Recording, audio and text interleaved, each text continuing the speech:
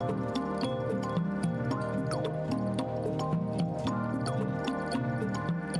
it's Andy with The Verge. I'm about to go for a ride in one of Waymo's fully driverless cars here in Phoenix, Arizona. As you can see, there's no driver in the front. I'm not nervous. Are you nervous? I'm not nervous.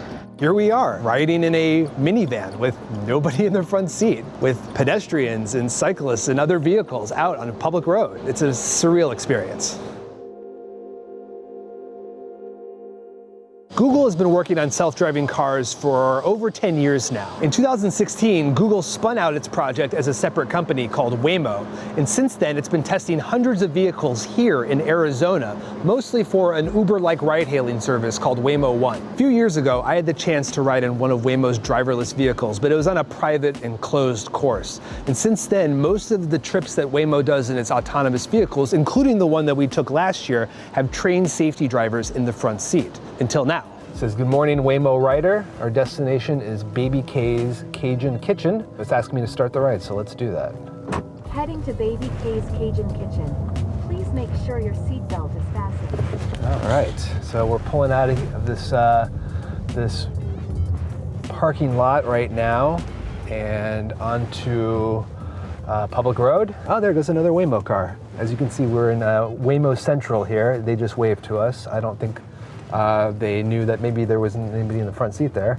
And then we just made a right-hand turn and changed lanes into the center lane. It's very natural. So here we come, some construction right here, which is very challenging for self-driving cars, and it kind of handled it with really no problem at all. It slowed down a little bit, now it's changing lanes, and just kind of breezed past that construction site there as if, it was being driven by a human, quite honestly. This is our destination. Nothing really eventful to speak of. Now it's coming back right now, and we're gonna take it for a ride back to where we came from, which is the watershed. Waymo was nice enough to let us choose the pickup spot and the destination for where we're going. We had to vet it with them first, but still, it's nice to know that there's a little bit of dynamic decision-making going on here with this car. I'll get it first, if you don't mind. All our stuff is still here. That's great. You can trust these robots. This time I'm going to press the button up here on the headliner, which is another way that we can get the car to get going. And that was a pretty nice acceleration there, not as cautious as you might maybe expect. It felt very organic. Yeah, that's really, really weird, seeing this kind of the steering wheel kind of move on its own like that.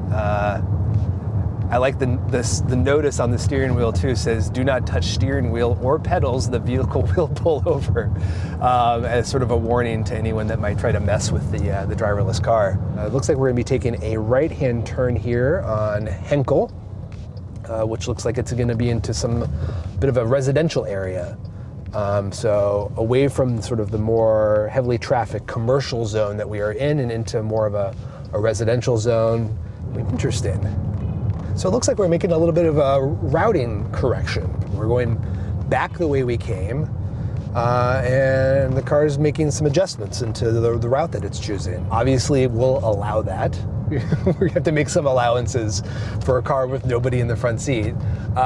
It'll be interesting to see how Waymo smooths out some of those things, though, going forward, as this becomes a service that is available to more people. And it looks like we're going to be turning into the left turning lane as we approach our destination. And this is the part where I get a selfie for my own purposes. I'm about to take a left turn in a fully driverless car. We did it. And we're making our way slowly around the parking lot to drop us off at the entrance to the watershed. And then we'll be done, and we will say goodbye to our Waymo. Oh, it stopped for the pigeons. You love to see it. You absolutely love to see them stopping for the pigeons. No other company is testing fully driverless vehicles at the scale and speed that Waymo is. The company has trained its AI with a vast data set of images and driving scenarios. It has a highly detailed, high-def map of the whole area down to the centimeter. It took Waymo a decade to get to this point, where it felt confident enough in the safety of its technology to pull drivers out of the driver's seat. but only for a tightly controlled 50 square mile area, mostly suburban and mostly dry conditions with a pretty basic road layout. And these vehicles aren't totally alone in the wilderness. Waymo has a team of remote employees that watch the real-time feed from each of the vehicle's 8 cameras and can help with the touch of a button if the software runs into a tricky spot and needs a human eye to figure it out. These folks don't joystick the car or anything like that, but they can help answer specific questions that a car might have about an ambiguous situation. And that's where human intuition and human understanding of the entire context is super important. Like, that moving van, is it really staying there or is it about to start driving? Well, if the door's down and they're unloading a lamp out of the back, it's going to be there for a while. That's not something we've gotten around to making the car smart enough to understand, but a human sees it in a moment and can send that signal. So it's not really a command to the car, it's just adding information. When you think about self-driving cars, you probably picture something from like Minority Report or Total Recall. Can I take you to drive? Fully driverless cars with no one in the front seat, or maybe no front seat at all, or steering wheel for that matter. While Waymo's driverless vehicles are getting us closer to that imagined future, there's still a lot going on behind the scenes that we don't see. I mean, the level of production required for each of these driverless vehicles is immense. Sensors, cameras, compute, AI, remote assistance operators, fleet managers. Experts estimate that each self-driving test vehicle could cost $400,000 alone, and that's just taking into account the sensors and compute. Is all of that really worth it? Waymo seems to think so. I mean, human beings are terrible drivers. The vast majority of vehicle crashes, like over 90%, are because of mistakes made by human drivers. Self-driving cars could be safer, but we really just don't know yet. There just aren't enough of them on the road to really prove that out. So we'll have to wait until they bust out beyond this tiny section of suburban Arizona and to a much larger and more dangerous and more complex world before we know whether self-driving cars are really worth all this effort.